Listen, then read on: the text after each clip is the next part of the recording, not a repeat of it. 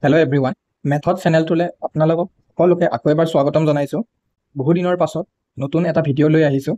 আজি এই ভিডিঅ'টোত আমি আগন্তুক কি এক্সামছ আহি আছে, আপোনালোকৰ লাষ্ট এক্সামছবিলাকৰ ওপৰতো কথা পাতিম আৰু আগৰ কি এক্সামছ আহি আছে নেক্সট, এতিয়া what's next for job experience.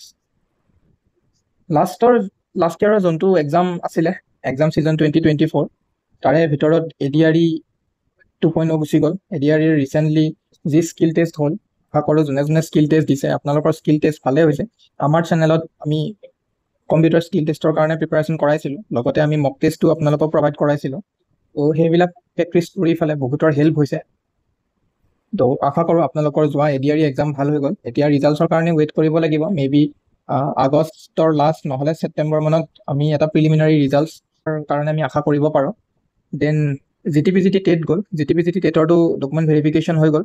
এতিয়া ডকুমেণ্ট ভেৰিফিকেশ্যনত যোনে পালে বা যাৰ নাম আহিলে তেওঁলোকক কংগ্ৰেচুলেশ্যনছ, কাৰণ 1:1তে দিছে আৰু তেওঁলোকৰ জব প্ৰায় ফিক্স বুলি আমি ধৰি ল'ব পাৰোঁ, যাৰ ডকুমেণ্ট ভেৰিফিকেশ্যন ছাকচেছফুল হৈছে। DME এক্সামছ গুচি গৈছিলে, টেকনিকেলৰ ৰিজাল্ট দিলে, নন টেকনিকেলৰ এতিয়ালৈ ৰিজাল্টছ ডিক্লেয়াৰ হোৱা নাই। আৰু APSC প্ৰিলিমছ 2024 যি APSC প্ৰিলিমছ, এই প্ৰিলিমছো যোৱা 8 জুনত হৈ গৈছে। তো আশা কৰোঁ যোনে প্ৰিলিমছ দিছে তেওঁলোকৰ প্ৰিলিমছৰ এতিয়ালৈ ৰিজাল্ট অহা নাই, প্ৰিলিমছ ভালে হৈছে আৰু আশা কৰোঁ আপোনালোকে মেইনছত এবাৰ বহিব পাৰিব। তো এইটোৱে আছিলে 2024 এক্সাম ছিজন। ADRE হওক, গ্ৰেজুৱেট টিচাৰ হওক, DME হওক, এইবিলাকৰ ৰিক্ৰুটমেণ্টটো একদম 2023 লাষ্টৰ ফালে ওলাইছিলে। দেন 2024 এক্সাম হ'ল।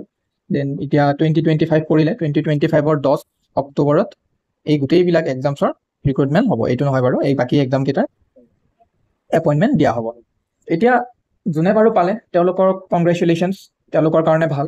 কিন্তু নেক্সট যোনে নাপালে, যাৰ ADRE 2.0 ভাল হোৱা নাছিলে বা ৰিটেনে ক্লিয়াৰ হোৱা নাছিলে বা ৰিটেন ক্লিয়াৰ হোৱাৰ পাছত স্কিল টেষ্ট ইমান এটা ভাল নহ'লে, কাৰণ আমি দেখিবলৈ পালোঁ যোনখন skill test graduate with computer level পেপাৰখন আছিলে, সেই পেপাৰখন অলপ লেণ্ডি আহিছিলে, লগতে কিছুমান কুৱেশ্যনছ এম্বিগুৱাছ আছিলে, কৰিবলৈ অলপ অসুবিধা পাইছিলে। তো তেনেকৈ কিছুমানৰ এক্সাম তেওঁলোকৰ স্কিল টেষ্ট বহুত এটা ভাল হোৱা নাই। তো তেওঁলোকৰ কাৰণে হওক বা গ্ৰেজুৱেট টিচাৰ হওক, PGT টিচাৰ হওক, তাতে যোনে এবাৰ নাপালে বা DMEৰো এক্সাম ইমান এটা ভাল হোৱা নাছিলে, তো তেওঁলোকৰ কাৰণে নেক্সট কি অপৰচুনিটি আছে, কি এক্সামছ আহি আছে, সেইখিনিৰ ওপৰত আমি আজি ভিডিঅ'টো লৈ আহিছোঁ। এতিয়া এক্সাম ছিজন 2025 আৰু 2026, মানে 2025 কৈছিলে অলৰেডি আমাৰ CM ছাৰে যে ডিচেম্বৰ বা নৱেম্বৰ মানত নতুন নটিফিকেশ্যন ওলাব, আৰু ডেফিনেটলি ওলাব, কাৰণ 2026ত ইলেকশ্যন আছে। তো তাৰে আগত নটিফিকেশ্যনছ বা এই ইয়াৰৰ যোনখিনি এক্সাম আছিলে সেই এক্সামৰ নটিফিকেশ্যনছখিনি ওলাব, আৰু তেওঁৰ এই এক্সামছৰ form fill up maybe after elections নহ'লে বিফৰ ইলেকশ্যনছ হৈ যাব সেইটো। আৰু এক্সামছ মষ্ট প্ৰবেবলিটো গোটেই প্ৰচেছটো কমপ্লিট হওঁতে 1 year লাগিব। চ' 2025 2026 এই যি এক্সাম ছেশ্যন আহি আছে, সেই এক্সাম ছিজনত কি এক্সামছ আহিব মই আপোনালোকক আজি এই ভিডিঅ'টোৰ দ্বাৰা ক'ব খুজিছোঁ। ফাৰ্ষ্ট অফ অল আমি APSCৰ কি নতুন এক্সামছৰ ফৰ্ম ফিল আপ চলি আছে বা কি এক্সামছ বাকী আছে সেইখিনিৰ ওপৰত ইয়াত কথা পাতিম। ফাৰ্ষ্ট অফ অল প্ৰিলিমছ গুচি গ'ল, এতিয়াতো মেইনছ আহি আছে। তো যাৰ প্ৰিলিমছ ভাল হৈছে তেওঁলোকে মেইনছৰ কাৰণে প্ৰিপাৰেশ্যন কৰি আছে বুলি মই আশা কৰিছোঁ। অলৰেডি 1 month হৈ গ'ল প্ৰিলিমছ হৈ যাবলৈ, বাট এতিয়াও ৰিজাল্টছ ডিক্লেয়াৰ হোৱা নাই। মেবি উইদিনত ৰিজাল্টছো ডিক্লেয়াৰ হৈ যাব। তো যোনখিনি কেণ্ডিডেটে ভাবিছে যে তেওঁলোকৰ কাট অফ ক্লিয়াৰ হ'ব, তেওঁলোকে মেইনছৰ কাৰণে এতিয়া প্ৰিপাৰেশ্যন কৰি থকাটো ভাল। মেইনছ বুলি ক'লে answer writing is most important. Then APSCয়ে কিছুমান ডিপাৰ্টমেণ্টৰ এক্সামছ পাতে ডাইৰেক্ট ৰিক্ৰুটমেণ্টৰ থ্ৰু। তো তেনেকুৱা এক্সামছ কি আহি আছে? ফাৰ্ষ্ট অফ অল যদি ফৰ্ম ফিল আপ কৰিছিলে, then junior development officer JDO, যোনটো ৰিচাৰ্চ এছিষ্টেণ্ট, ইয়াৰে আছিলে ট্ৰেন্সফৰ্মেশ্যন ডিপাৰ্টমেণ্টৰ। দেন আৰু এটা এক্সামছ য'ত ফিজিক্স লাগে বা ছায়েন্সৰ গ্ৰেজুৱেটসকলে দিব পাৰে, সেইটো আছিলে মেটেৰিয়লজিৰ এটা কিবা এক্সাম আছিলে, মেটেৰিয়লজিৰ এক্সাম এটা আছিলে। তো এই দুটা এক্সামছ আহি আছে। আৰু ৰিচেণ্টলি যি JEE এক্সাম হৈ গ'ল, তো কুৱেশ্যন পেপাৰো বহুত এটা টান অহা নাই বুলি কৈছিলে। তো এতিয়া আৰু আমি যদি চাওঁ বৰ্তমান সময়ত যি ফৰ্ম ফিল আপ চলি আছে, আকৌ যদি আপুনি ছায়েন্সৰ গ্ৰেজুৱেট, ইয়াতে দেখিছে bachelors degree in science or engineering, যদি আপুনি ইঞ্জিনিয়াৰিং বা ছায়েন্সৰ গ্ৰেজুৱেট হয় তেতিয়াহ'লে ফৰেষ্ট ৰেঞ্জাৰৰ ফৰ্ম ফিল আপটো কৰিব পাৰে। মনত ৰাখিব ইয়াত আকৌ ফিজিকেল হ'ব, ফিজিকেলত কিবা আপোনালোকে টেষ্ট দিব লাগিব। তাৰে আগতো এক্সাম হ'ব আৰু ছাবজেক্ট কম্বিনেশ্যনছ ল'ব লাগিব। ইয়াতে মেইনছৰ নিচিনা এক্সাম হ'ব। তো ইয়াৰে ফৰ্ম ফিল আপ চলি আছে ফৰেষ্ট ৰেঞ্জাৰৰ কাৰণে। টোটেল 44 নম্বৰ অফ অপেন কেটেগৰীত পোষ্ট আছে। তো এইটো এবাৰ চাই ল'ব পাৰে। দেন ফৰেষ্ট ৰেঞ্জাৰৰ নিচিনা একেই পোষ্ট ছইল ৰেঞ্জাৰতো আপুনি বেচেলাৰ্ছ ডিগ্ৰী ইন ছায়েন্স হ'ব লাগিব, আৰু এটলিষ্ট ফিজিক্স, কেমেষ্ট্ৰি, বায়'লজি, মানে botany, geology, forestry, environmental science এটা ছাবজেক্ট হ'ব লাগিব। ইয়াতেও ছাবজেক্ট কম্বিনেশ্যন থাকিব, আপুনি মেইনছৰ নিচিনাকৈ এক্সাম দিব লাগিব। OMR এক্সাম হ'ব, মাল্টিপল চইচ কুৱেশ্যন থাকিব। ইয়াতে পোষ্ট বেছি নাই, জাষ্ট 16 নম্বৰৰ পোষ্ট আছে, বাট পোষ্টটো যিহেতু ভাল আৰু ইয়াতেও চাগে ফিজিকেল থাকিব, আপোনালোকে এই পোষ্টটো এবাৰ চেক আউট কৰিব পাৰে যোনখিনি ছায়েন্স গ্ৰেজুৱেট আছে। দেন এই দুটা এইখিনি আছিলে APSCৰ কথা। APSCৰ বাকী আৰু JDO আৰু মেট্ৰলজি ডিপাৰ্টমেণ্টৰ এক্সাম দুটা বাকী আছে। এই দুটা এক্সাম খুব সম্ভৱ আগষ্ট বা ছেপ্টেম্বৰ মানত হ'ব গৈছিলে। দেন নেক্সট এতিয়া বাকী আৰু অসমৰ কি কি গভৰ্ণমেণ্ট এক্সাম আহি আছে যোনখিনিত আমাৰ most of the candidate apply কৰিব পাৰিব। ফাৰ্ষ্ট অফ অল যি এতিয়া বৰ্তমান সময়ত ফৰ্ম ফিল আপ চলি আছে সেইটো আছিলে JAA junior administrative assistant of Guwahati high court. আশা কৰোঁ এই এডভাৰটাইজমেণ্টটো আপোনালোকে চাইছে। ইয়াৰে ফৰ্ম ফিল আপ 15 তাৰিখৰ পৰা ষ্টাৰ্ট আৰু কেতিয়ালৈকে চলিব 31 জুলাইলৈকে ইয়াৰে ফৰ্ম ফিল আপ চলিব। তো এই পোষ্টটো দিব পাৰে, কিন্তু মনত ৰাখিব ইয়াতে জুনিয়ৰ এডমিনিষ্ট্ৰেটিভ এছিষ্টেণ্ট হ'লেও 8700 গ্ৰেড পে নহয়। গ্ৰেড পেটো ইয়াত দিয়া আছিলে, PDF-টো যদি চাই তেতিয়াহ'লে গম পাব। এইটো কিন্তু আপোনালোকে দিব পাৰে। এইটো ডিষ্ট্ৰিক্টত আপোনালোকৰ পোষ্টিং হ'ব, ডিষ্ট্ৰিক্ট কোৰ্টছবিলাকত। তো এইটো এক্সাম ফৰ্ম ফিল আপ কৰিব পাৰে। চিলেবাছ আপোনালোকে যি ADREত পঢ়িছিলে সেইখিনিয়ে চিলেবাছ ইয়াতে লাগিব। আৰু লগতে এছামিছৰ এখন কোৱালিফাইং ছেকশ্যন এটা থাকিব, সেইটোত আপুনি কোৱালিফাইং মাৰ্কছ এটা পাব লাগিব। তো এইটো আছিলে গুৱাহাটী হাইকোৰ্টৰ এক্সাম।